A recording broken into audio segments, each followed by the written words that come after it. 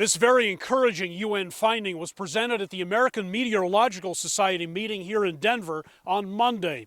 It shows that a major push to eliminate ozone-depleting chemicals, which began back in the 1980s, is slowly bearing fruit.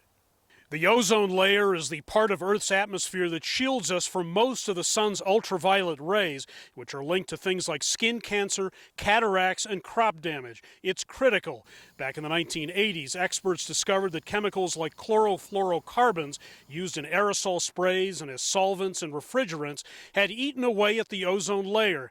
So in 1987, international bodies adopted a global agreement called the Montreal Protocol, which banned nearly 100 synthetic, ozone-destroying chemicals.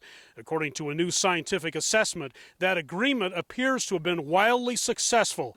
Levels of the ozone-killing chemicals chlorine and bromine are now way down.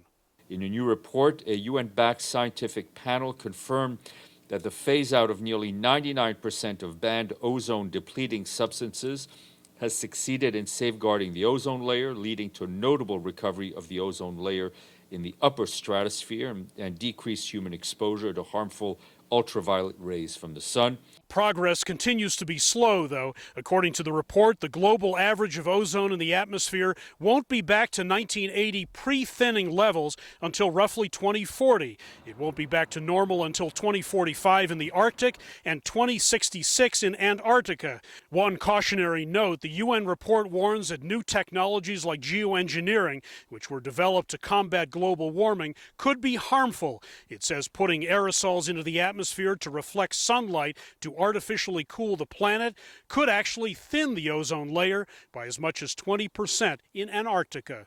The depletion of the ozone layer is not a major cause of climate change, but the UN hopes that progress here will help the transition away from fossil fuels, reduce greenhouse gases, and limit temperature increases.